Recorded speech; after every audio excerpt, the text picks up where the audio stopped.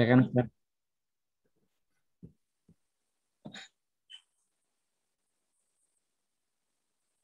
Baik, jamaah sekalian, kita mulai. Bismillahirrahmanirrahim. Assalamualaikum warahmatullahi wabarakatuh. Alhamdulillah. Alhamdulillahilladzi bini'matihi tatimmus salihat. Alhamdulillahi hamdan katsiran tayyiban mubarakan fih. Nahmaduhu subhanahu wa nashkuruhu wa min kulli dhanbin nastaghfiruh. ونشهد أن لا إله إلا الله وحده لا شريك له ونشهد أن محمدا عبده ورسوله سبحانك لا علم لنا إلا ما علمتنا إنك أنت العليم الحكيم اللهم انفعنا بما علمتنا وعلمنا ما ينفعنا وزدنا علما تنفعنا به يا رب العالمين Allahumma ati nufusana taqwaha wa zakkiha wa anta khairu man zakkaha wa anta waliyuha wa maulaha ya rabbal alamin. Bapak Ibu sekalian, kaum muslimin, terkhusus jamaah Masjid Ar-Raudhah Pondok Kelapa, Jakarta Timur yang semoga dimuliakan Allah Subhanahu wa taala. Alhamdulillah, bersyukur kita kepada Allah atas segala limpahan nikmat yang Allah karuniakan kepada kita semua, sehingga di kesempatan subuh hari ini Allah kembali mengizinkan kita untuk melaksanakan salah satu perintah-perintah yang Allah tetapkan kepada kita, yaitu sholat subuh. Sholat subuh, kemudian kita lanjutkan dengan kajian ilmu. Semoga setiap langkah aktivitas kita, amal ibadah kita, seluruhnya dimudahkan oleh Allah, diridhai oleh Allah, dan mendapatkan pahala dari Allah Subhanahu wa ta'ala. Jamaah sekalian yang semoga dimuliakan Allah, insyaallah dalam kesempatan yang mulia ini, kita akan melanjutkan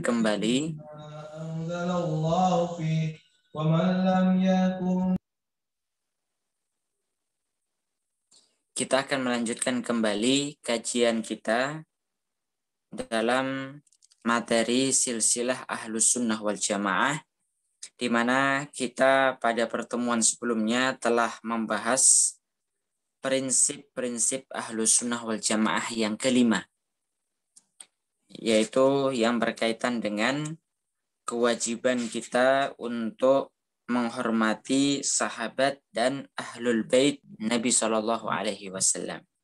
Maka dalam kesempatan kali ini kita akan memasuki prinsip yang keenam yang ada pada Ahlus Sunnah wal Jamaah, yaitu membenarkan karamah wali Allah Subhanahu wa taala. Ya, membenarkan karamah wali Allah Subhanahu wa ta'ala. Baik, jamaah sekalian yang semoga dimuliakan Allah. Jadi perlu untuk kita pahami bahwa di antara prinsip-prinsip Ahlus Sunnah wal Jamaah, maknanya adalah keyakinan yang harus dipegang. Keyakinan yang harus dipegang. Keyakinan yang harus kita yakini, yaitu adalah kita sebagai muslim, mukmin, itu wajib membenarkan karamah-karamah yang ada pada wali-wali Allah Subhanahu wa taala. Ya. Hal ini sebagaimana yang diungkapkan oleh para ulama, ya, di antaranya adalah Ibnu Taimiyah rahimahullah, beliau di dalam kitab beliau membuat satu tema, terkait dengan kajian karamatul aulia. Karamatul aulia. Beliau menyebutkan, wa min usuli ahli sunnati wal jamaah, wa min usuli ahli sunnati at-tasdiqu bi karamatil awliya. Di antara prinsip-prinsip yang dipegang oleh ahlu sunnah wal jamaah adalah at-tasdiq, yaitu membenarkan bi karamatil awliya, terhadap membenarkan karomah-karomah yang ada pada wali Allah Subhanahu wa taala. Ya. Wa ma yujri lahum min aidihim min khawariqil adat, dan seterusnya, wa hiya mawjudatun ila yaumil qiyamah. Ya. Di antara prinsip Ahlus Sunnah wal Jamaah itu adalah membenarkan karomah-karomah para wali Allah dan apa yang Allah jalankan dari mereka berupa hal-hal yang di luar kebiasaan. Kemudian wahiyya maujudatun ila yaumil qiyamah, di mana karomah-karomah ini akan senantiasa ada hingga hari kiamat nanti. Artinya adalah bisa terjadi, ya, bisa dilakukan wali-wali Allah Subhanahu wa taala, ya, hingga hari kiamat nanti. Maknanya adalah di setiap zaman, ya, di setiap zaman kejadian-kejadian ataupun karomah-karomah yang Allah tunjukkan pada wali-wali Allah ini akan senantiasa ada. Akan senantiasa ada. Dan ini wajib untuk kita membenarkannya. Tidak boleh mendustakannya ataupun mengingkarinya. Seperti itu. Baik, jemaah sekalian yang semoga dimuliakan Allah, maka penting untuk kita membahas secara rinci. Ya, nanti kalau pembahasan ini tidak cukup kita selesaikan dalam satu pertemuan, ya nanti kita akan bisa kita akan bagi menjadi 2 pertemuan. Baik, jemaah sekalian yang semoga dimuliakan Allah, kita jelaskan terlebih dahulu, ya, apa yang dimaksud dengan, ya, karomah wali Allah, ya, karomatul aulia. Pertama adalah kita membahas tentang apa makna daripada karomah. Ya. Karomah itu adalah bentuk pemuliaan Allah kepada para hamba-hambanya, ya, kepada para hamba-hambanya yang dalam bentuk, ya, dalam bentuk sesuatu yang di luar kebiasaan manusia. Atau kalau kita mau balik adalah kejadian luar biasa, khawariqul adah. Khawarik itu artinya adalah menyobek, adah itu artinya adalah kebiasaan. Menyobek kebiasaan itu artinya adalah sesuatu yang tidak biasa, yang luar biasa. Ya. Kita lanjutkan. Kejadian luar biasa yang Allah tampakkan pada diri sebagian hambanya yang saleh, ya, yang saleh, tetapi hamba tersebut bukan nabi, dan tidak pula mengaku sebagai nabi,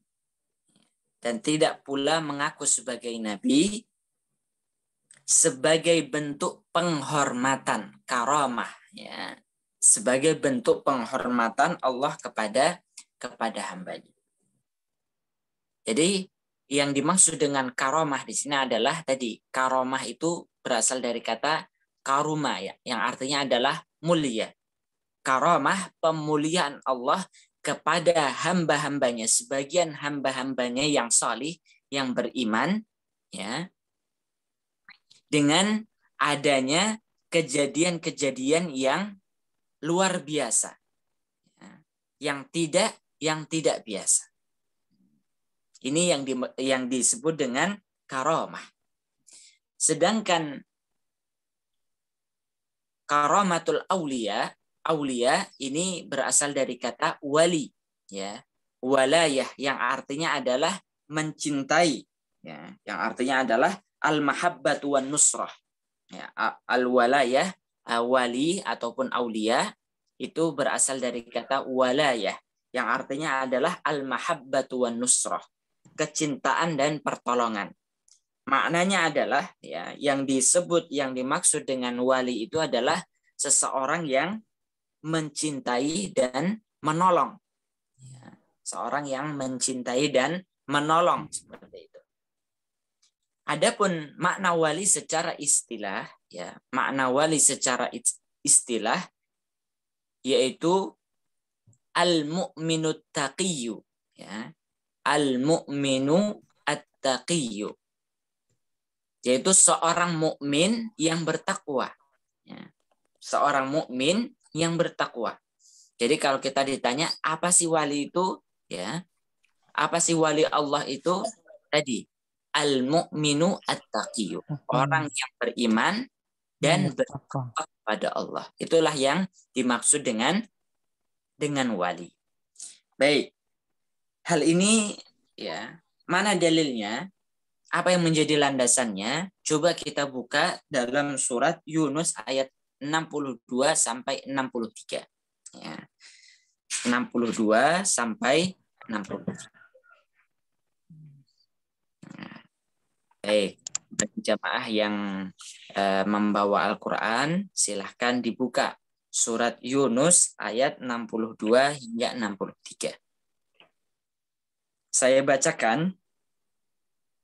Ala inna awliya Allahi la khawfun alaihim walahum yahsanun. Ingatlah sesungguhnya wali-wali Allah itu, nah ini aulia. Ya, aulia itu jamak dari kata wali. Wali itu satu orang, aulia itu lebih dari satu orang wali Allah. Apa kata Allah? Ingatlah sesungguhnya wali-wali Allah itu la khaufun alaihim wa la hum yahsanun. Mereka tidak ada kekhawatiran, ya, dan pula tidak ada kesedihan hati. Ya. Siapa wali-wali Allah itu? Allah jelaskan pada ayat selanjutnya. Alladzina amanu wa kanu yattaqun. Yaitu adalah mereka orang-orang beriman dan mereka bertakwa kepada Allah. Ini adalah definisi wali Allah Subhanahu wa taala. Ya. Baik. Jamaah sekalian yang semoga dimuliakan Allah, sehingga kalau kita ditanya apa syarat ataupun bagaimana cara untuk menjadi wali Allah, maka sebenarnya sangat mudah. Ya. Sangat mudah, yaitu adalah beriman kepada Allah dan bertakwa kepadanya. Bahkan di dalam hadis qudsi riwayat Imam Bukhari dan Muslim disebutkan juga hadis wali. Ini satu hadis yang masyhur disebut dengan hadis wali. Allah Subhanahu wa taala berfirman di dalam hadis qudsi, "Man 'ada li waliyan faqad adzantuhu bil harb. Wa ma taqarraba ilayya 'abdi ya bin nawafili hatta uhibbahu." Ya. Allah Subhanahu wa taala menyebutkan man 'ada li waliyan, barang siapa yang memusuhi waliku, kata Allah. Ya, di sini ada kata wali Allah. Maka barang siapa yang memusuhi wali Allah faqad adzantuhu bil harb, maka sungguh dia telah mengajak perang Allah Subhanahu wa taala. Ya. Wa ma taqarraba ilayya 'abdi bi syai'in habba ilayya mimma aftaradtuhu alaih. Ya, tidaklah seorang hamba itu ingin menjadi wali Allah dengan cara apa? Mendekatkan dirinya kepada Allah dengan mengerjakan kewajiban-kewajiban syariat. Salat, zakat, puasa, ya, haji dan lain sebagainya. Ya, hal-hal yang ibadah-ibadah yang hukumnya wajib dia kerjakan. Ya. Kemudian ditambah dengan wala yazalu 'abdi yataqarraba ilayya bin nawafil hatta uhibbah. Ya. Kemudian ditambah dengan mengerjakan amalan-amalan yang sunnah. Ya. Amalan-amalan yang hukumnya sunnah. Wajib sudah dikerjakan, ditambah lagi dengan amalan-amalan sunnah. Maka ya, faidza ahbabtuhu, maka ketika seorang telah mengerjakan ya hal-hal yang wajib dan hal-hal yang sunnah, maka hal ini menyebabkan kecintaan Allah ada pada diri seorang hamba itu. Maka ketika Allah sudah mencintai seorang hamba, maka dia akan menjadi wali Allah. Dan keutamaan yang dimiliki oleh wali Allah Subhanahu wa taala adalah faidza ahbabtuhu kuntu sam'ahu alladhi yasma'u bih wa basarahu alladhi yubsiru bih wa yadahu allati yubtishu biha wa rijlahu allati yamshi 'alaiha. Nah, ini lisannya Allah jaga, penglihatannya Allah jaga, pendengarannya Allah jaga, ya, kedua tangannya, kedua kakinya, bahkan di dalam riwayat yang lain juga disebutkan wa qalbuhu allati ya'qilu bihi, ya, wa lisanul lati yantiqu bihi, ya, hatinya Allah jaga, lisannya Allah jaga, seluruhnya Allah jaga. Ini adalah hasil ketika seseorang menjadi wali Allah Subhanahu wa taala. Intinya adalah wali-wali Allah itu telah Allah sebutkan di dalam Al-Quran dan begitu pula disebutkan oleh Nabi Shallallahu Alaihi Wasallam di dalam banyak hadisnya. Ya.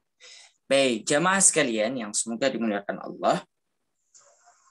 Jadi dari sini bisa kita fahami ya, tingkatan wali-wali Allah itu bertingkat-tingkat. Tingkatan wali Allah itu bertingkat-tingkat. Semakin besar tinggi ketakwaannya, maka semakin tinggi juga kewaliannya. Seperti itu. Ya. Semakin dia bertakwa, maka semakin tinggi kewaliannya. Artinya adalah semakin dia bertakwa, beriman dan bertakwa kepada Allah, maka penjagaan Allah kepada dirinya, pemuliaan Allah kepada dirinya itu semakin tinggi. Ya. Dan dari sini juga kita fahami bahwa kalau kriteria wali-wali Allah seperti ini, ya, sebagaimana yang sudah kita sebutkan kriterianya, mereka yang beriman dan bertakwa kepada Allah. Kemudian ciri lain juga adalah mereka menjalankan ibadah-ibadah yang hukumnya wajib maupun sunnah, ya, dekat kepada Allah, dekat kepada syariat, identik kepada syariat. Maka kalau ada orang yang mengaku atau diakui ya sebagai wali Allah, namun ciri-ciri keimanan tidak ada pada dirinya, ciri-ciri ketakwaan tidak ada pada dirinya, dia tidak menjalankan ibadah yang sifatnya wajib maupun sunnah, maka tidak bisa kita katakan dia sebagai wali Allah Subhanahu wa taala. Ya, karena jelas kriteria wali Allah itu sudah dijelaskan di dalam Al-Quran maupun hadis-hadis Nabi Shallallahu Alaihi Wasallam. Ya. Sehingga kalau ada orang yang menyangka ataupun mengklaim dirinya wali ataupun mengklaim orang lain sebagai wali Allah, namun tidak ada kriteria keimanan, ketakwaan, amalan saleh, maka itu hanya sekedar klaim biasa, ya, klaim semata, yang tidak bisa kita benarkan. Baik, jamaah sekalian yang semoga dimuliakan Allah. Selanjutnya kita berbicara tentang apa makna daripada ataupun bentuk daripada karomah itu. Ya, sebagaimana kita sebutkan tadi, bentuk daripada karomah Allah itu adalah kejadian-kejadian luar biasa, khawarikul adah, yang Allah tampakkan pada diri seseorang. Ya. Maka perlu untuk kita ketahui. Rodoh nih, lupa ada si Riga. Ini bagus lagi jajan rohani. Bagus.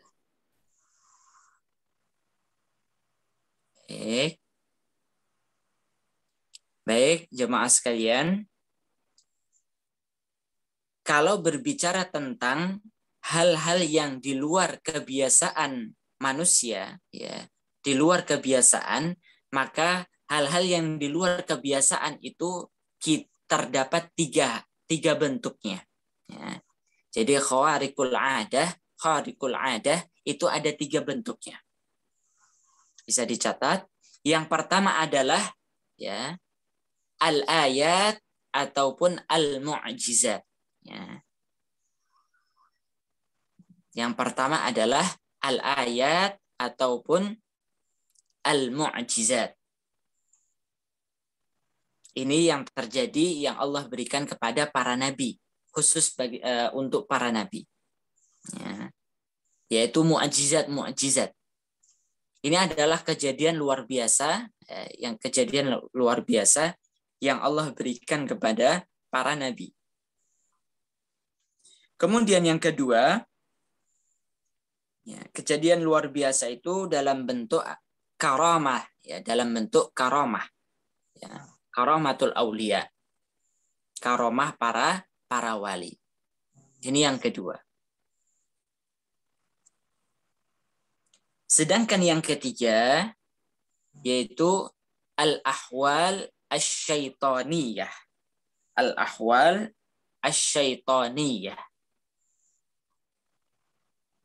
Sekali lagi, al-ahwal asy-syaitaniyah, yaitu kesaktian-kesaktian dari setan. Kesaktian-kesaktian dari setan. Kami ulangi sekali lagi, kejadian-kejadian luar biasa yang terjadi dalam kehidupan manusia itu setidaknya terbagi menjadi 3 bentuk. Yang pertama apa? Ya, al-mu'jizat. Ini yang Allah berikan kepada para nabi. Yang kedua adalah al-karamah. Ini yang Allah berikan kepada para wali-wali Allah. Kemudian yang ketiga adalah al-ahwal asy-syaitaniyah, kesaktian-kesaktian dari setan. Nah, baik, jemaah sekalian yang semoga dimuliakan Allah, dari ketiga bentuk ini kita harus paham perbedaannya. Ya, jangan sampai kita tidak bisa membedakan antara ketiga hal ini. Ya, jangan sampai kita tidak bisa membedakan antara ketiga hal ini. Dan ini menjadi poin sangat penting sekali. Ya. Sampai baru saja melihat seseorang bisa terbang misalnya, bisa bisa nyelam ke laut, ya semuanya orang bisa, Pak, gitu ya, kalau nyelam ke laut, ya, atau berjalan di atas laut misalnya, ya. Langsung dikatakan sebagai ini adalah wali, ini adalah karomah, belum tentu. Ya, belum tentu. Maka coba kita jelaskan apa perbedaan antara ketiga bentuk yang menjadi hal-hal kejadian-kejadian di luar kebiasaan ini. Kita mulai terlebih dahulu dari al-mu'jizat. Ya, al-mu'jizat ini adalah kejadian luar biasa yang Allah berikan, ya, yang Allah berikan kepada para nabinya, ya, kepada para nabinya, ya. Sehingga kalau kita melihat kejadian luar biasa, ya, jadi kejadian luar biasa di dalam mukjizat ini, kebiasaan siapa, ya, yang dimaksud dengan di luar kebiasaan siapa, maknanya adalah di luar kebiasaan ats-tsaqalain, yaitu manusia dan jin sepanjang masa. Ya, sepanjang masa. Artinya adalah yang dimaksud dengan mukjizat itu, ya, kejadian-kejadian luar biasa yang Allah berikan kepada para nabinya, di mana hal ini, kejadian ini tidak bisa dilakukan oleh manusia dan jin sepanjang masa, ya, sepanjang masa. Nah, ini perlu untuk kita catat pengertian daripada al-mu'jizat. Jadi kejadian-kejadian luar biasa yang Allah berikan kepada para nabinya, di mana hal ini di luar kebiasaan manusia dan jin, tidak bisa, artinya adalah tidak bisa dilakukan oleh manusia dan jin. Kapan? Sepanjang masa. Ya, bukan pada satu zaman saja, tapi sepanjang masa. Ya, contohnya, jamaah sekalian. Apa saja mukjizat-mukjizat yang Allah berikan kepada para nabinya. Nah, yang pertama adalah mukjizat yang Allah berikan kepada Rasulullah Shallallahu Alaihi Wasallam. Ya, insyiqaqul qamar, yaitu Nabi Shallallahu Alaihi Wasallam diberikan kemampuan oleh Allah yang luar biasa, yang tidak bisa dilakukan oleh manusia dan jin, dan selamanya tidak ada yang bisa melakukannya, yaitu membelah bulan dan mengembalikannya lagi. Ya, membelah bulan dan mengembalikannya lagi. Ya. Sehingga di dalam Al-Quran Allah menyebutkan iqtarabatis sa'atu wansyaqqal qamar. Ya, telah dekat waktu datangnya hari kiamat, ya, wansyaqqal qamar, dan terbelahnya bulan. Nah, ini mukjizat yang Allah berikan kepada Nabi Shallallahu Alaihi Wasallam. Ya. Begitu pula mukjizat yang lainnya adalah Al-Quran. Ya. Al-Quran ini adalah mukjizat, ya, yang tidak bisa dilakukan oleh manusia dan jin. Ya. Tidak bisa dilakukan oleh manusia dan jin, dan sepanjang masa tidak ada yang bisa membuat tandingan daripada Al-Quran. Ya. Makanya di dalam Al-Quran Allah sering menantang orang-orang untuk mendatangkan yang semisal dengan Al-Quran, dan hal itu pun tidak bisa dilakukan. Nah, ini bagian daripada mukjizat. Begitu pula yang terjadi pada Nabi Saleh misalnya. Nabi Saleh Allah berikan mukjizat berupa bisa mengeluarkan seekor unta bunting 9 bulan dari batu. Nah, coba bayangkan kalau ada orang dari tembok lah misalnya, dari tembok batu, beton, kemudian bisa mengeluarkan unta. Ini tidak bisa dilakukan kecuali oleh para nabi, seperti itu. Kemudian yang lainnya, misalnya mukjizat yang Allah berikan kepada Nabi Yusuf. Nabi Yusuf itu adalah Allah berikan mukjizat berupa apa, jamaah sekalian? Yaitu kemampuan untuk bisa menakwilkan mimpi. Ya. Jadi Nabi Yusuf, salah satu bentuk mukjizat yang Allah berikan kepada beliau itu adalah takwil mimpinya itu tidak pernah salah. Takwil mimpinya tidak pernah salah. Bahkan ya ketika ada satu mimpi yang seluruh manusia tidak ada yang bisa menakwilkannya, maka hanya beliau yang bisa menakwilkannya. Maka di dalam kisah Nabi Yusuf itu, ketika penguasa Mesir itu bermimpi, ada melihat sab'a baqaratin simanin dan seterusnya, 7 unta dan sebagainya, nanti bisa dibuka di dalam Al-Quran. Ini adalah mimpi dari Raja Mesir ini. Maka ketika raja ini bermimpi seperti itu dan ingin mencari takwilnya, mencari tafsir mimpi saya ini apa, maka dipanggil seluruh orang-orang yang ahli dalam masalah takwil mimpi, maka tidak ada yang bisa menjelaskannya. Ya, maka yang dipanggillah Nabi Yusuf untuk bisa menakwilkan mimpi ini, hanya beliau yang bisa menakwilkan mimpi Raja Mesir itu tadi. Ya. Baik, ini adalah mukjizat yang dimiliki oleh Nabi Yusuf. Begitu pula misalnya tongkat daripada Nabi Musa alaihissalam, ya, bisa berubah menjadi ular. Ya. Karena kalau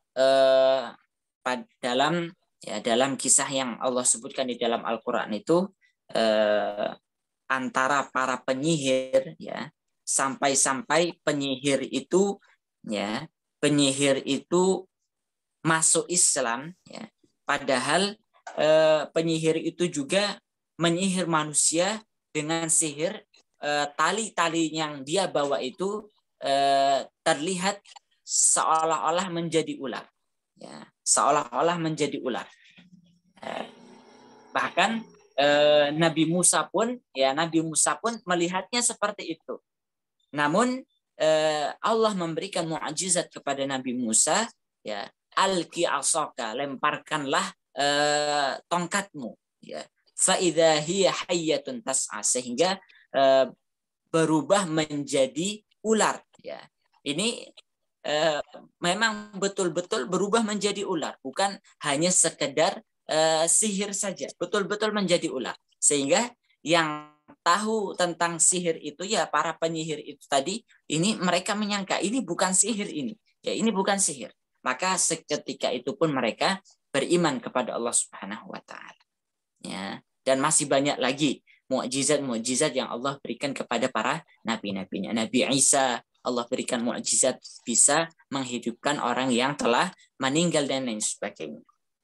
Nah, jemaah sekalian yang semoga dimuliakan Allah, ya, sehingga kalau kita membaca di dalam salah satu sabda Nabi Shallallahu Alaihi Wasallam terkait dengan mukjizat para nabi itu, Rasulullah menyebutkan, "Ma min nabiyyin illa wa qad utiya minal ayat ma 'ala mithlihi amanal bashar."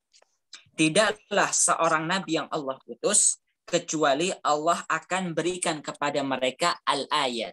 Al-ayat itu artinya adalah tanda-tanda kekuasaan Allah. Ya, ini garis miring mukjizat. Ya. Ayat ataupun mukjizat itu sama. Ya. Allah berikan mukjizat ataupun tanda-tanda kekuasaan Allah ma'ala mithlihi amanal bashar. Ya, di mana ketika manusia itu melihatnya, maka mereka akan langsung beriman. Ya. Artinya mereka tidak meragukan sama sekali. Ya. Namun yang menjadi masalah adalah setelah, ya. Jadi intinya seperti ini. Mukjizat-mukjizat yang Allah berikan kepada para nabi itu ketika dilihat oleh manusia cukup bagi mereka untuk, ya, bisa ataupun mau beriman kepada Allah, yakin untuk beriman kepada Allah. Namun yang tertinggal adalah mereka mau beriman atau tidak, seperti itu. Kalau untuk meyakinkan manusia akan kebenaran para nabi dan lain sebagainya, itu sudah cukup, kata Allah. Ya. Sebagaimana yang terjadi pada penyihir nabi yang dihadapi oleh Nabi Musa. Kemudian yang lainnya. Ya, itu sudah cukup sebenarnya. Namun yang menjadi permasalahan adalah mau nggak mereka untuk beriman kepada Allah. Ada yang mau, ada yang tidak, seperti itu. Baik, jemaah sekalian yang semoga dimuliakan Allah, ini masalah pertama, yaitu adalah mukjizat. Ya. Kemudian tentang al-karamat, ya, karamatul auliya yang sedang kita bahas. Ya, ini adalah kejadian-kejadian luar biasa, di luar kebiasaan siapa, ya, di luar kebiasaan siapa, yaitu di luar kebiasaan orang-orang pada umumnya di zaman itu. Ya. Jadi makna daripada mukjizat yaitu adalah kejadian-kejadian luar biasa ataupun di luar kebiasaan siapa, orang-orang pada umumnya pada zaman itu. Nah, ini yang membedakan dengan mukjizat tadi. Kalau karamat itu tadi adalah kejadian luar biasa, ya, di luar kebiasaan orang pada umumnya.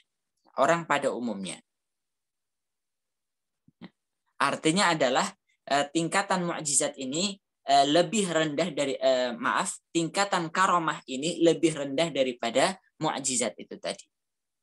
Ya, hanya pada orang-orang pada umumnya, ya, tidak mencakup jin, ya, tidak mencakup jin dan sebagainya. Dan itu juga terbatas pada zaman itu saja.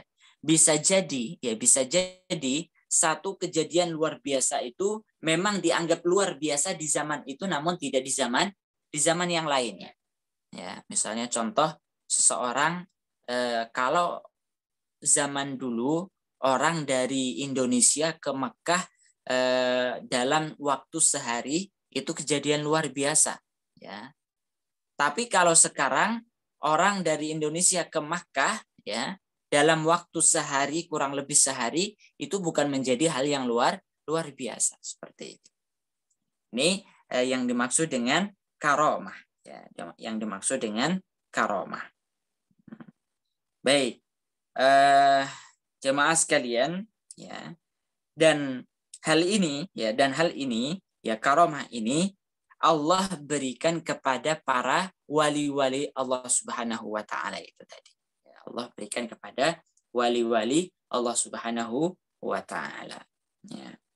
Baik. Kemudian jemaah sekalian, selanjutnya adalah al-ahwal asy-syaitaniyah, kesaktian-kesaktian yang berasal dari syaitan. Ya. Kesaktian-kesaktian yang berasal dari syaitan ini secara umum bentuknya itu adalah kejadian-kejadian luar biasa, ya, kejadian-kejadian luar biasa, ya. Dan hal ini tidak dilakukan oleh para nabi dan tidak juga dilakukan oleh para wali-wali Allah yang salih, yang beriman dan bertakwa, namun dilakukan oleh orang-orang fasik, ya, para dukun, ya, kemudian baik dukun hitam maupun dukun putih, ya. Maksudnya adalah terkadang dukun itu ada yang dukun hitam, ya, ada yang dukun putih, ya. Dukun putih itu mereka aslinya dukun tapi berlaga ataupun suka berpakaian, beraksesoris dengan pakaian-pakaian seolah-olah dia kiai, ya, orang soleh misalnya. Ini dukun putih, padahal pekerjaannya itu adalah sama, ya, sama seperti dukun hitam seperti itu, ya. Maka kejadian-kejadian ataupun kesaktian-kesaktian yang berasal dari syaitan ini, ya, ini juga disebut dengan kejadian luar biasa, ya, kejadian luar biasa seperti itu. Baik, jemaah sekalian yang semoga dimuliakan Allah, ini tiga bentuk kejadian-kejadian luar biasa dalam kehidupan kita, dalam kehidupan kita. Namun ya kita juga bisa membedakan, coba kita rincikan lagi perbedaan antara ketiga hal ini, ya. Kita rincikan lagi perbedaan antara ketiga hal ini, antara mukjizat, karamat, dan kesaktian syaitan. Ya. Perbedaan pertama, mukjizat itu Allah berikan kepada para nabi. Ya, Allah berikan kepada para nabi. Kemudian yang kedua, karamah itu Allah berikan kepada para wali. Ya. Sedangkan kesaktian dari syaitan itu kepada para pelaku maksiat, orang-orang fasik itu tadi. Ya, orang-orang fasik. Inilah yang sebagai pelakunya seperti itu. Kemudian adapun mukjizat ini seringnya mukjizat itu didahului dibarengi dengan tantangan, ya, dibarengi dengan tantangan seperti itu. Contohnya adalah sebagaimana Allah menantang orang-orang untuk wa in kuntum fi raibin mimma nazzalna ala abdina fa'tu bi suratin min mithlih, ya. Apabila kalian masih ragu terhadap apa yang aku turunkan kepada Nabi Muhammad, ya, Maka apa kata Allah? Allah menantang manusia, fa'tu bisuratim mim mithlih. Maka silahkan kalian mendatangkan satu surat sebagaimana yang ada di dalam Al-Qur'an. Wad'u syuhada'akum in kuntum shadiqin. In kuntum shadiqin. Silahkan bekerja kerja kelompok bersama teman-teman kalian untuk membuat satu surat yang semisal dengan surat di orang-orang yang benar, seperti itu. Ini tantangan Allah.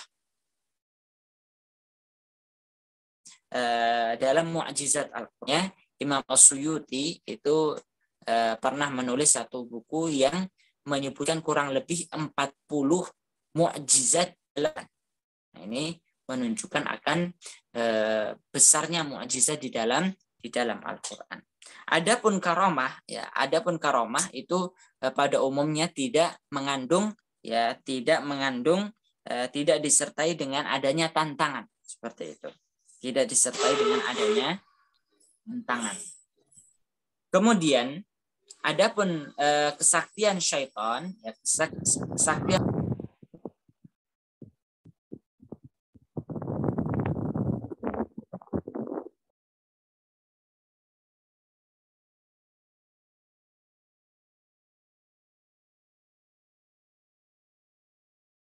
Maaf Ustadz, hilang suaranya Ustadz, bisa di-unmute Ustadz.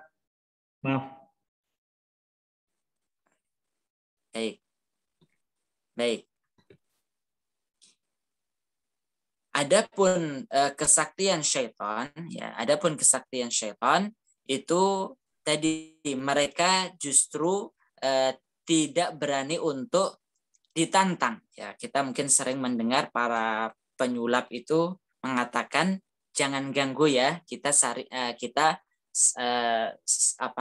sama-sama cari makan, seperti itu. Nah, ini artinya mereka tidak mau ditantang, seperti itu. Ya. Baik. Kemudian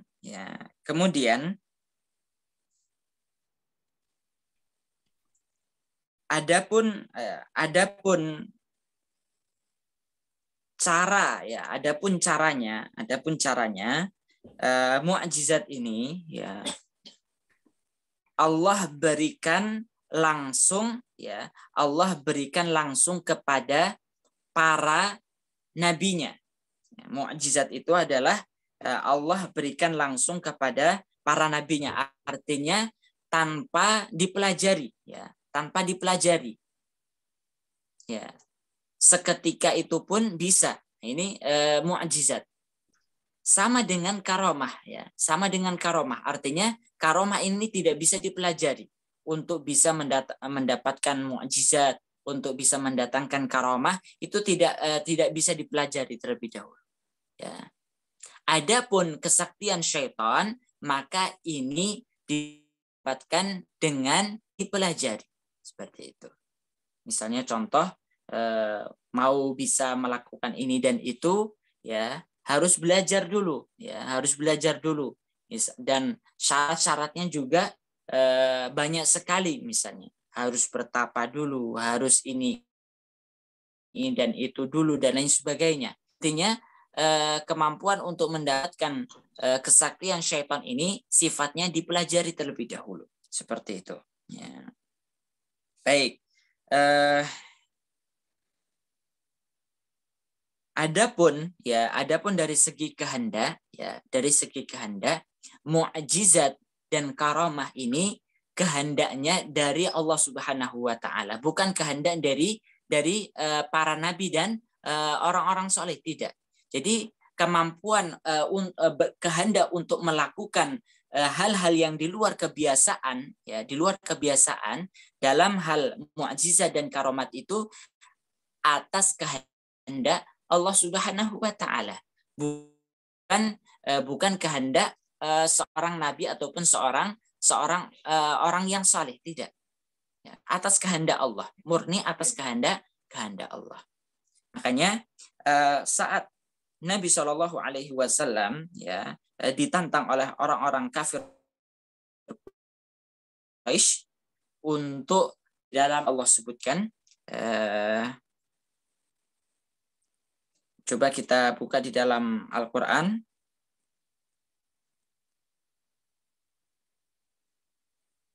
Ya. Di dalam surat Al-Isra ayat 90. Ya, surat Al-Isra ayat 90. Ya. Ataupun bisa dari ayat 88-nya bahkan, ya, terkait dengan tantangan Allah Subhanahu wa taala. Qul la in ijtama'atil insu wal jinnu ala an ya'tu bimithli hadzal Qur'an la ya'tuna bimithlihi walau kana ba'dhum li ba'dhin dhahira. Ya. Jikalau sekiranya seluruh manusia dan jin ini berkumpul, ya, untuk mendatangkan apa yang semisal dengan Al-Qur'an, maka mereka tidak akan bisa melakukannya. Nah, ini mukjizat. Jadi baik manusia maupun jin tidak bisa melakukannya dan sepanjang masa. Ya. Walaqad sarrafna fi hadzal Qur'ani min kulli mathal fa aba aktsarun nasi illa kufura. Ya. Kemudian selanjutnya, justru apa yang mereka lakukan orang-orang kafir Quraisy ini, wa qalu lan nu'mina laka hatta tafjura lana minal ardi yanbu'a. Au takuna laka jannatun min nakhilin wa 'inabin fatufajjiral anhara khilalaha tafjira. Au tusqitas samaa'a kama za'amta 'alaina kisafa au ta'tiya billahi wal malaikati qabila. Ya, dan seterusnya. Jadi orang-orang kafir Quraisy itu pernah menantang Nabi Shallallahu Alaihi Wasallam, wahai Muhammad, kalau betul-betul kamu adalah seorang nabi, maka coba buatkan kepada kami, jadikan Makkah ini yang penuh dengan tanah tandus dan sebagainya, jadikan taman-taman yang ada air matanya, kemudian ada taman-tamannya, kemudian ada kebun-kebun dari berbuah anggur dan lain sebagainya, ya. Maka ya, apa kata Rasulullah Shallallahu Alaihi Wasallam di dalam ayat yang ke-93 paling akhir, ya, Qul subhana rabbi, ya. Maka Allah memerintahkan kepada Rasulullah dengan tantangan yang mereka lakukan, subhana rabbi, maha suci Rabbku Allah Subhanahu wa taala, hal kuntu illa basyarar rasula, aku hanya manusia biasa. Ya, artinya adalah Rasulullah yang dalam satu kesempatan Allah berikan mukjizat, namun kehendak untuk melakukan mukjizat itu bukan ada pada Nabi, namun ada pada Allah Subhanahu wa taala. Kalau Allah berkehendak maka bisa terjadi, namun kalau tidak maka tidak bisa terjadi. Membedakan dengan kesaktian dari syaitan, maka kesaktian itu atas kehendak orang tersebut, ya. Atas kehendak pelakunya, seperti itu. Ya. Baik. Jamaah sekalian yang semoga dimuliakan Allah Subhanahu wa taala. Nah, ini perbedaan yang terjadi, yang membedakan antara mukjizat para nabi, karamah para wali, kemudian kesaktian syaitan, ya, kesaktian syaitan. Sehingga dari sini sedikit kesimpulan yang bisa kita berikan, karena keterbatasan waktu juga, kita nanti akan lanjutkan materi kajian ini menjadi 2 materi, ya, karena masih ada materi-materi yang lainnya, ya, namun kita cukupkan sampai sini dulu. Kesimpulan yang bisa kita ambil adalah, ya, kalau kita melihat seseorang bisa melakukan sesuatu yang di luar kebiasaan manusia, maka harus kita perhatikan dulu. Jangan langsung kita klaim, yakini bahwasanya itu adalah karamah dari Allah. Dan orang yang melakukan itu menjadi wali Allah, belum tentu. Ya, sampai apa? Para ulama itu menyebutkan, jikalau sekiranya kalian melihat orang terbang, ya, orang terbang, kemudian bisa berjalan di atas air, ya, jangan kamu yakini bahwasanya itu adalah karomah dari Allah hingga kamu melihat yang ada pada dirinya berupa ketaatan-ketaatan kepada Allah, keimanan, ya, ketakwaan, dan amalan-amalan saleh, ya, seperti itu. Baik. Jamaah sekalian yang semoga dimuliakan Allah, sedikit tambahan juga terkait dengan contoh-contoh, ya, contoh-contoh karomah yang Allah berikan kepada wali-wali Allah, di antaranya apa? Apa yang Allah berikan kepada Maryam, ya, kepada Maryam. Di dalam Al-Qur'an Allah menyebutkan dalam surat Ali Imran ayat 37, ya.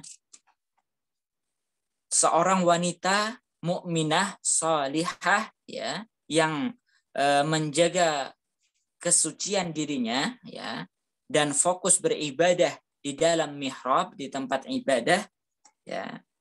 Maka ketika Allah berfirman, kullama dakhala 'alaiha Zakaria al-mihrab wajada 'indaha rizqa qala ya Maryamu anna laki hadha qalat huwa min 'indillah innallaha yarzuqu man yasha'u bighairi hisab, ya. Jadi ketika Nabi Zakaria melihat ataupun masuk ke dalam mihrab Maryam, mendapati ada makanan-makanan, ya. Dari mana ini? Maka apa kata jawab Maryam? Ya, huwa min indillah. Ini semuanya datang dari Allah Subhanahu wa taala. Ini adalah salah satu bentuk karomah Allah kepada wali-walinya, ya. Baik. Kemudian yang lainnya adalah, ya, bentuk karomah juga, yaitu adalah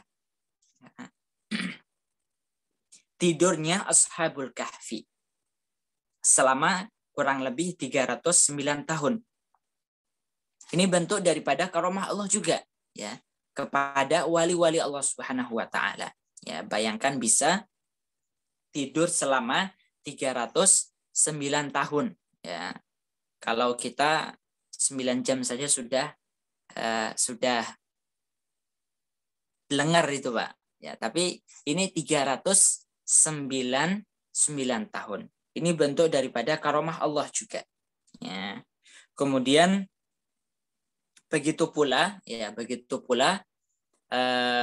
apa yang terjadi pada sahabat-sahabat Nabi Shallallahu Alaihi Wasallam, sehingga kalaupun misalnya kita mau menjelaskan ataupun bentuk-bentuk karomah wali Allah itu juga ada beberapa bentuknya, ya. Yang pertama adalah al-mukasyafat, ya. Itu bentuk karomah wali Allah, bentuknya itu adalah al-mukasyafat. Mukasyafat itu artinya adalah sesuatu yang tabir yang disingkapkan. Ya, tabir yang disingkapkan pada wali Allah Subhanahu wa taala. Hal ini terjadi pada siapa? Sahabat Umar bin Khattab radhiyallahu an. Saat beliau menjabat sebagai seorang khalifah, ya. Maka saat pada waktu itu beliau berada di kota Madinah dan sedang mengutuskan pasukan perangnya berperang di suatu daerah. Namun ketika dalam peperangan ini, saat pasukan dalam kondisi genting, ya, terjepit, maka Allah menyingkapkan tabir itu, sehingga Umar bin Khattab bisa melihat langsung kondisi pasukannya dari tempat yang sangat jauh di Madinah. Beliau sedang berada di Madinah, kemudian pasukannya di tempat yang jauh, ya. Maka Umar bin Khattab bisa melihat mereka secara visual itu tadi, sehingga memberikan arahan pada mereka, ya Sariyatul Jabal, wahai Sariyah, wahai pasukanku, kalian segera berlari ke arah gunung. Nah, ini dan arahan Umar bin Khattab dari Madinah itu langsung bisa didengar oleh pasukannya, sehingga pasukannya itu mendengar jelas suara arahan dari Umar bin Khattab. Ya, sehingga mereka mengikuti arahan beliau dan akhirnya pasukan itu menang. Nah, ini bentuk karomah yang sifatnya adalah al-mukasyafat, yaitu tersingkapnya tabir, ya tersingkapnya tabir seperti itu. Baik, kemudian jamaah sekalian yang semoga dimuliakan Allah, kalaupun hari ini mungkin kita bisa dari satu tempat dengan tempat yang lainnya saling bisa melihat seperti Zoom ini, bukan menjadi hal yang luar biasa. Tapi kalau dulu ya karena nggak ada Zoom, dulu ada nggak Zoom waktu zaman Umar bin Khattab, Pak? Nggak ada, ya belum ada Zoom, itu ya. Umar bin Khattab pakai Zoom, nggak ada, ya nggak bisa langsung melihat sehingga bisa memberikan arahan. Tapi kalau sekarang kita bisa, ya saya dari Jati Bening sini, Pak Rizal dari Pondok Kelapa, ya suara kita bisa terdengar, ya gambar kita bisa terlihat dan lain sebagainya. Ini bisa. Ya, makanya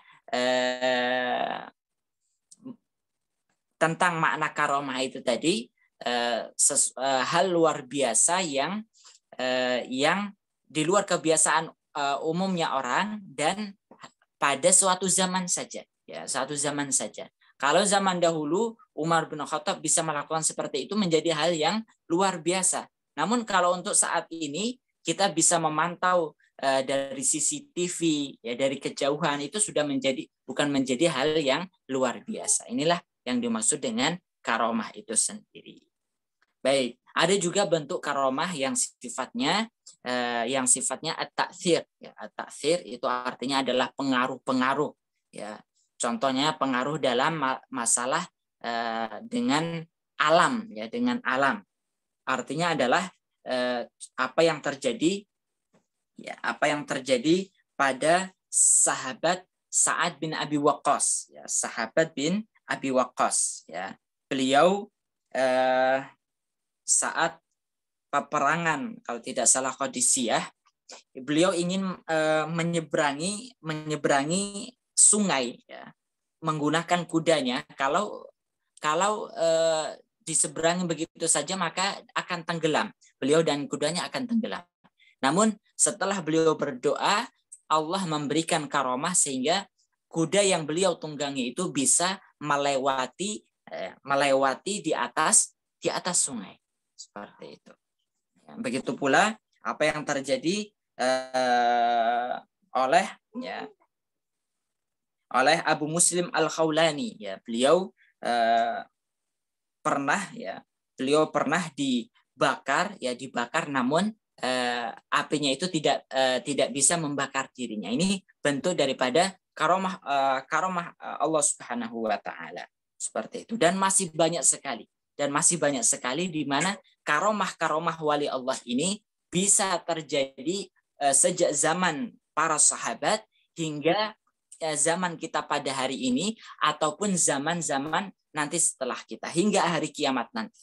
Ya. Dan hal ini sekali lagi hanya didapatkan oleh wali Allah Subhanahu wa taala, seperti itu.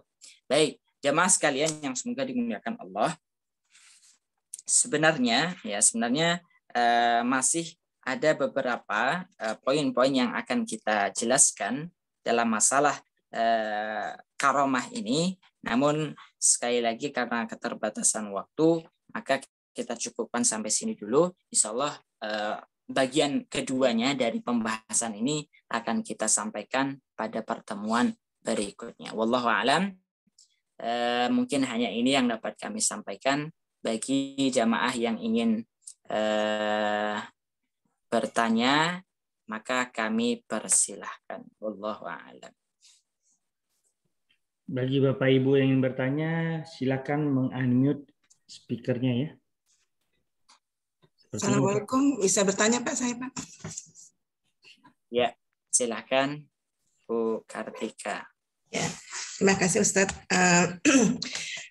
Dari penjelasan Ustadz tadi, berarti kan kalau mukjizat itu diberikannya hanya kepada para nabi ya, dan itu insya Allah sudah jelas lah karena juga ada kisah-kisahnya ya.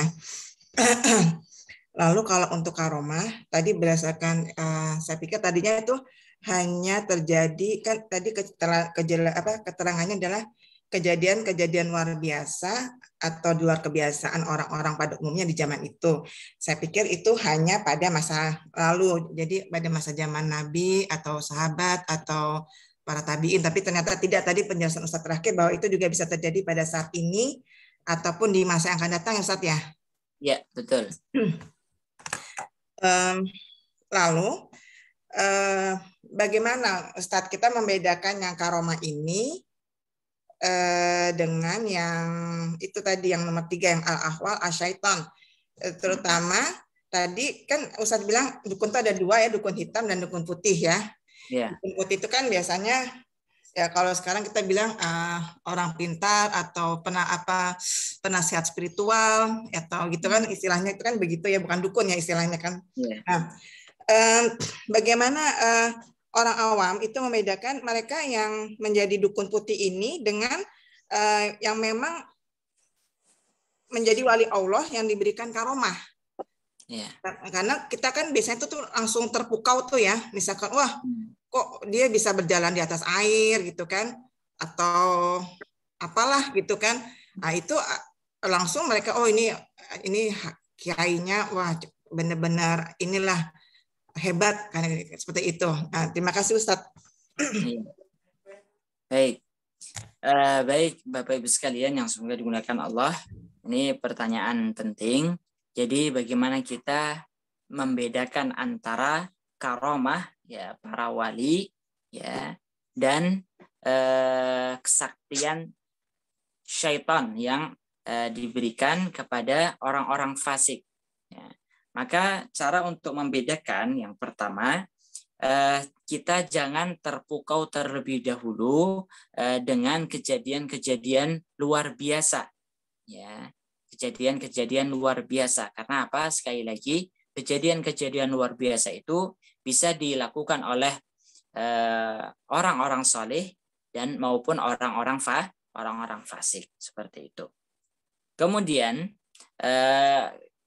kalau kita ingin menilai ataupun menilai menentukan apakah orang yang melakukan kejadian luar biasa itu orang saleh ataukah orang fasik, maka tadi sebagaimana yang sudah kita sebutkan, patokan ataupun ukurannya itu adalah kita lihat dari tanda-tanda keimanannya, tanda-tanda ketakwaannya, ya, tanda-tanda kesolihannya, ya.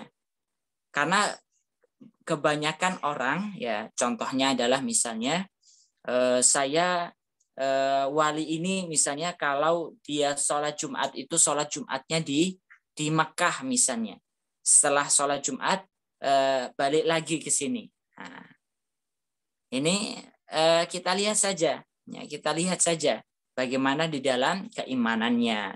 Bisa jadi keimanannya ataupun akidahnya banyak yang menyimpang. Nggak pernah sholat, ya, nggak pernah sholat, ya, nggak pernah sholat, nggak pernah kelihatan sholat di masjid, ya, nggak pernah kelihatan sholat di masjid dan sebagainya. Ya. Kemudian yang lainnya adalah misalnya dia suka melakukan pelanggaran syariat. Nah ini sangat mudah. Jadi kalau ada orang yang seperti ini, maka bisa kita mudah untuk kita simpulkan mereka bukan mendapatkan karomah, namun tadi apa? Ini adalah kesaktian-kesaktian yang dilakukan oleh syaitan seperti itu. Bahkan dalam satu kesempatan juga, Ibnu Taimiyah itu pernah ada yang menyampaikan ataupun mengabarkan beliau, padahal beliau masih hidup pada saat itu. Ada seseorang yang mengaku menemui Ibnu Taimiyah, kemudian meminta segala kebutuhannya, kemudian diberikan, dikabulkan seperti itu.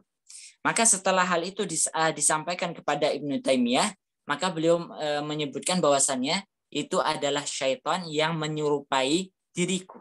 Ya, itu adalah syaitan yang menyerupai diriku. dari sini kita bisa harus waspada, ya harus waspada. Bisa jadi syaitan itu tadi menyerupai tubuh orang-orang soleh, ya orang-orang soleh yang pada dasarnya dia tidak bersinggungan dengan syaitan. Namun syaitan menyerupai tubuh orang soleh, kemudian kesana kemari, ya kemudian meminta manusia untuk meminta kepadanya, kemudian dia kabulkan, ya kemudian dia kabulkan, sehingga mencoreng nama baik orang soleh tersebut. Itu bisa jadi, ya sehingga ini harus kita waspadai, ya. Sama mungkin juga seperti misalnya wali songo misalnya, ya, wali songo dan lain sebagainya. Syaitan bisa jadi menyerupai tubuh wali-wali yang 9 itu, kemudian meminta kepada manusia, kemudian hal itu pun dikabulkan, sehingga terjadinya cerita-cerita yang menganggap bahwasannya para wali songo itu tadi memiliki karomah, ya memiliki karomah. Padahal itu bisa jadi syaitan yang menyerupai tubuh mereka, seperti itu. Itu yang harus kita waspadai bersama. Ya, intinya ukurannya seperti itu tadi. Kita lihat dengan ukuran keimanan, ketakwaan, dan kesolehan. Ya, wallahu a'lam. Buat Bapak Ibu, jika ada yang bertanya. Ya, Assalamualaikum. Dengan Oki nih, Mas Rizal. Ya, Pak Ustadz, boleh ikutan nanya nggak, Pak Ustadz? Iya, silahkan Pak. Ya, mau ini Pak. Senada dengan Ibu yang barusan, kalau praktek-praktek, ya kita banyak lihat, bahkan di TV juga ya. Praktek-praktek ruqyah itu masuk karomah bukan, Pak? Atau memang ada tuntunannya itu, Pak? Itu aja Pak Ustadz. Dan orang yang melakukannya, ustadz-ustadz yang tanda kutip ya melakukannya itu memang benar apa lebih baik kita hindari gitu, Ustadz? Iya, baik. Prakteknya maksudnya. Terima kasih Pak Ustadz. Ya. Baik. Baik, jamaah sekalian yang semoga dimuliakan Allah. Kita harus paham bahwasannya sekali lagi karomah itu tidak, ya artinya ketika Allah memberikan kepada seseorang itu bisa jadi hanya sekali dalam seumur hidup. Nah, bisa jadi seperti itu, ya. Kemudian bentuknya itu tidak berulang-ulang, ya, tidak berulang-ulang. Dan yang paling terpenting itu adalah karomah itu ada terjadi atas kehendak Allah Subhanahu wa taala, atas kehendak Allah Subhanahu wa taala. Sehingga ketika adanya misalnya dalam tanda kutip ustadz-ustadz yang dia menunjukkan kemampuan yang di luar kebiasaan manusia pada umumnya, ya bisa membaca dan lain sebagainya, membaca batin orang, membaca apa yang di luar kemampuan manusia pada umumnya, maka itu tadi, ya, kita tidak bisa memastikan 100%, ya 100% itu adalah karomah dari Allah Subhanahu wa taala. Dan ini juga yang menjadi perbedaan antara mukjizat dengan karomah, ya. Kalau mukjizat itu, maka yang ada pada para nabi itu wajib untuk kita yakini, ya, wajib untuk kita yakini. Berbeda dengan karomah, maka ketika hal itu terjadi, maka tidak ada konsekuensi bagi kita untuk meyakininya, seperti itu, ya. Jadi kalau misalnya ada seorang katakanlah seorang ustadz kemudian melakukan ini dan itu, kalaupun kita tidak bisa memastikan, ya, kalau secara lahirnya dia sholat, tidak melakukan kemaksiatan dan sebagainya, kalaupun kita ingin memastikan 100% juga tidak bisa, maka tidak ada konsekuensi kita untuk memastikan itu adalah karomah, ya, seperti itu. Jadi Berbeda dengan mukjizat itu tadi. Kalau mukjizat kita wajib untuk tadi meyakininya. Tapi kalau untuk karomah, ya kita mau percaya silahkan, tidak percaya juga tidak berdosa, seperti itu. Nah, itu jadi kalau kita dalam masalah ini, kalau misalnya tadi kita lihat, ya kita lihat bagaimana keseharian ustadz tersebut, ya bagaimana ketakwaannya, bagaimana keimanannya dan lain sebagainya. Kalau dalam hal itu kita sulit untuk memastikannya, karena kejauhan jarak kita juga, ataupun kita juga tidak mengenal secara dekat dan sebagainya, kita kembalikan kepada prinsip ini. Konsekuensi terhadap tadi karomah itu kita tidak, kalaupun kita tidak mempercayainya pada karomah yang ada pada seseorang itu, orang tertentu, maka itu tidak ada konsekuensi hukumnya. Kita berdosa ataupun tidak, itu tidak ada. Seperti itu. Ya, artinya kita kembalikan saja kepada Allah Subhanahu wa taala, ya. Toh itu juga tidak menjadi beban kita, seperti itu, ya. Kalaupun kita juga belum bisa memastikan 100% juga, kita tidak bisa menduga-duga, seperti itu. Nah, ini sekali lagi dari segi kita juga tidak tidak ada beban dosa dan sebagainya, ya. Dan begitu pula kalaupun kita menjustifikasi juga kita juga tidak punya kemampuan, ya, untuk itu semua, ya, karena jauhnya kita akses untuk menentukan, mengklarifikasi dan lain sebagainya. Maka tadi untuk selamat kita tidak bersuudzon juga, ya, dan begitu pula artinya kita tidak perlu untuk membebani diri kita juga, seperti itu. Wallahu a'lam. Ustaz. Terima kasih Pak Ustaz. Ya, sama-sama Pak. Ustaz, saya ingin bertanya Ustaz. Ya. Jadi kalau kita dengar kajian Ustaz ini, alhamdulillah banyak pengetahuan juga Ustaz. Jadi yang kita selama ini ragu-ragu. Jadi kalau saya simpulkan Ustaz, kalau dari karomah ini para wali, ya. Jadi itu pertama dilihat dari orangnya, apakah kesolehannya, bagaimana latar belakangnya. Yang kedua, sifat perbuatan karomahnya itu sendiri, apakah berulang atau ke atas kehendaknya. Itu tinjauannya dari situ. Jadi dari orangnya dan dari sifat karomahnya. Nah, yang ingin saya tanyakan Ustadz, ini fenomena Ustadz. Yang pertama masalah orang Ustadz. Di Indonesia ini orang gila sering dianggap wali Allah. Padahal orang gila jadi wali nikah aja nggak boleh. Gimana bisa jadi wali Allah? Itu yang pertama Ustadz. Yang kedua Ustadz, beberapa orang meyakini orang soleh itu mempunyai ilmu kun fayakun. Nah, bisa melebihi Allah. Padahal Ustadz jelaskan barusan dari contoh Ibnu Taimiyah. Kalau Ibnu Taimiyah itu tidak memberikan manfaat apa-apa, beliau mengakui. Jadi mungkin setan menyerupai beliau.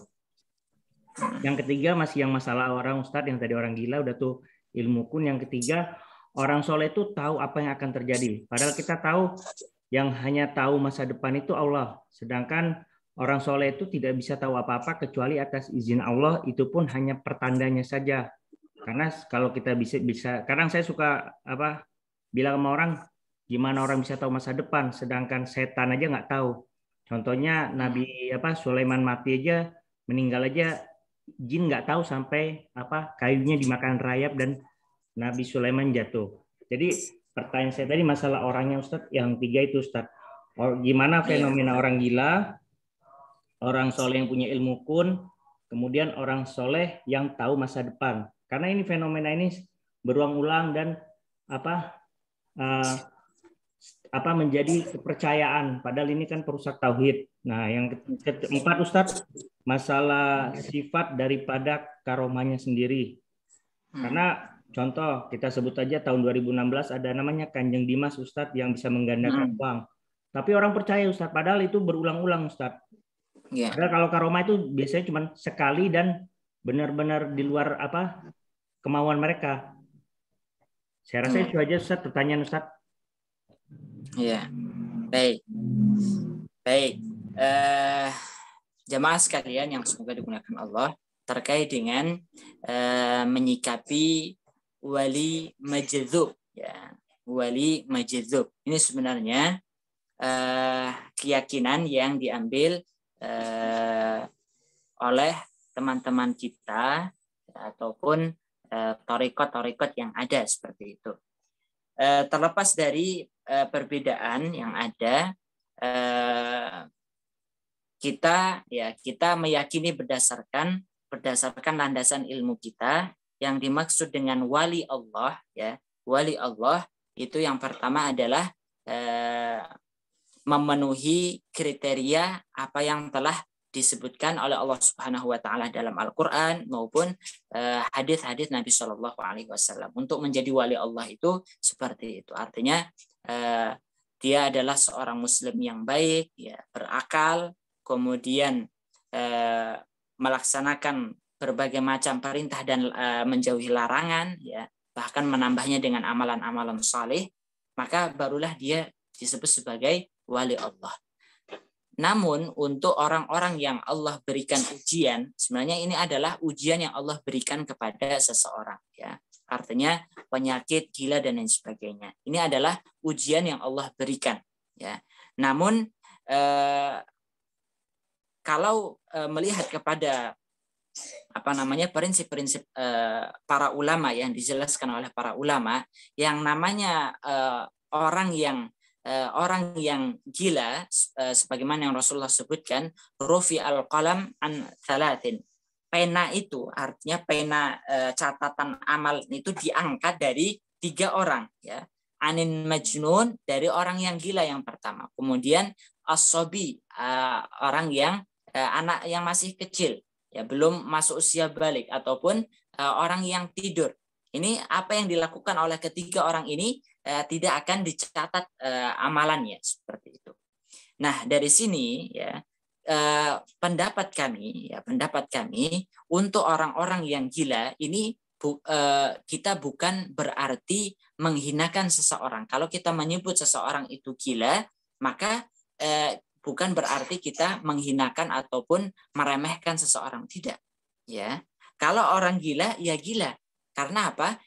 Sekali lagi itu adalah ujian dari Allah, ya. Dan kita juga tidak dalam hal ini tidak menghinakan seseorang dengan gelar itu sendiri, seperti itu.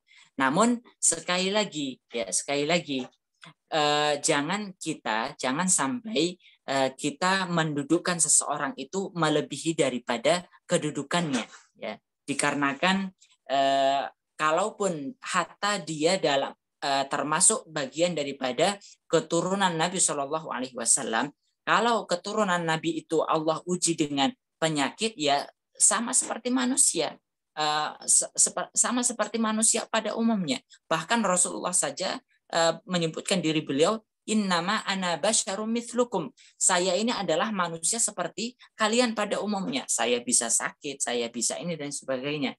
Termasuk juga keturunan Nabi. Ya, kalau keturunan Nabi itu sakit jiwanya, ya sama kita hukumi sebagaimana manusia pada umumnya. Jangan sampai kita karena keturunan Nabi kemudian kita jiwanya sakit, kemudian tetap kita agung-agungkan sehingga ketika beliau ini melakukan perbuatan-perbuatan kemudian dianggap itu adalah karomah dan lain sebagainya. Ini kami rasa kurang tepat, ya. Kami rasa kurang tepat. Adapun kalau misalnya teman-teman yang masih meyakini dengan landasan ilmu yang dimiliki, karena memang kalau saya melihat ini ada landasan ilmu, ya. Ada landasan ilmu mengapa ada keyakinan terhadap wali majdzub itu mereka memiliki karomah ini dan itu. Ya, kalau hal itu berdasarkan ilmu, ya kita tidak bisa kita hanya bisa menyampaikan pendapat saja, seperti itu. Dan pendapat kita masing-masing sekali lagi akan dimintai pertanggungjawabannya oleh Allah Subhanahu wa taala, seperti itu. Jadi pendapat saya terkait dengan wali majdzub seperti itu. Artinya kita tempatkan seseorang sesuai dengan tempatnya, ya. Kemudian kalaupun hal itu ada landasan ilmunya, silahkan ya kita berdiri di atas landasan ilmu kita, dan ilmu kita akan dimintai pertanggungjawabannya oleh Allah. Ingat, yang akan dimintai pertanggungjawaban oleh Allah di akhirat itu ada 4. Yang pertama harta kita, umur kita, ya, tubuh kita, dan ilmu kita, ya, ilmu kita, seperti itu. Ilmu kita bagaimana kita mengambil satu pendapat dengan yang lainnya, ini akan dimintai pertanggungjawaban oleh Allah. Ya, seperti itu. Ini untuk terkait dengan wali majdzub. Kemudian yang kedua terkait dengan saya juga baru mendengar kalau ada orang yang punya kesaktian kun fayakun, ya. Padahal yang berkehendak, idza aradallah, di dalam Al-Qur'an itu kan Allah sebutkan idza aradallahu bi syai'in ay yaqula lahu kun fayakun.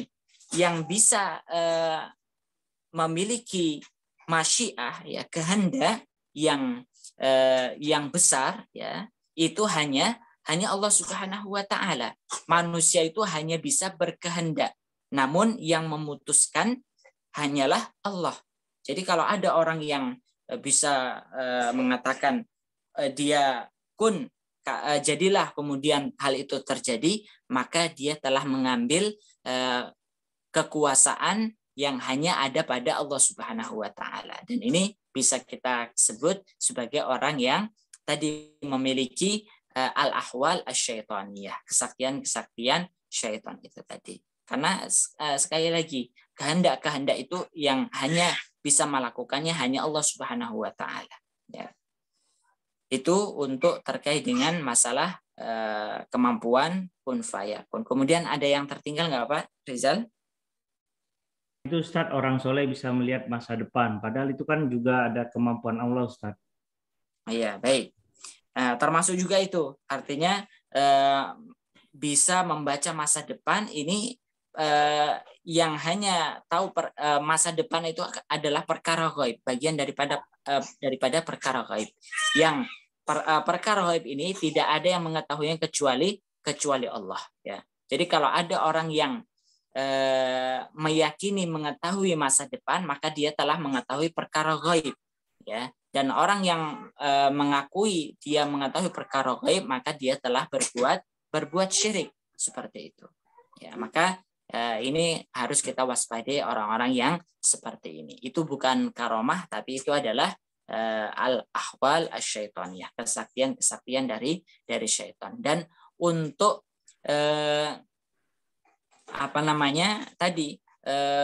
kejadian-kejadian yang akan datang itu tidak akan didapatkan kecuali dari syaitan, karena syaitan itu mencuri berita dari langit, seperti itu, ya. Yang lebih mudah itu adalah kejadian yang telah lalu, ya. Kalau ada orang yang mengetahui kejadian yang telah berlalu, contohnya seperti ini.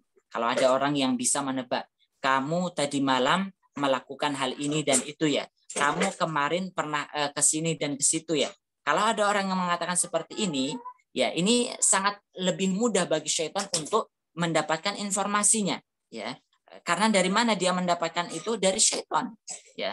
Dan syaitan itu dari mana? Ya, dari korin orang tersebut, bekerja sama dengan korin tersebut.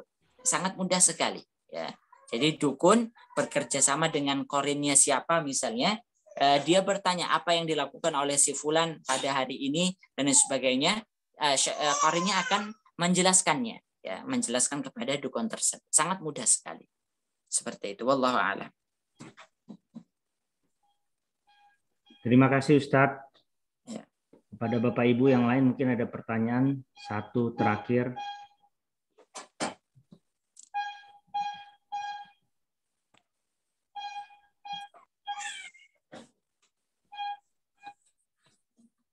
Rasanya belum ada lagi pertanyaan Ustadz. Baik, cukup Pak ya. Ya. Baik. Jamaah sekalian, Bapak Ibu yang semoga dimuliakan Allah. Semoga apa yang kita kaji ini bisa meningkatkan keimanan kita kepada Allah, menguatkan akidah kita, dan tentunya apa yang sudah kita ilmui untuk bisa menjadi wali Allah, ya, itu tadi kita bisa membekali diri kita ya, kita bisa membekali diri kita dengan amalan-amalan salih, dengan keimanan, ketakwaan, ya. Dan perlu untuk kita ingat, wah kalau saya menjadi wali Allah nanti saya dapat karomah. Karomah itu tidak perlu untuk kita menjadi target, ya. Makanya para ulama menyebutkan la tas'alul karamah was'alullaha al-istiqamah. Kalian tidak perlu meminta karomah, ya, kejadian-kejadian luar biasa, saya bisa ini dan itu, nggak perlu.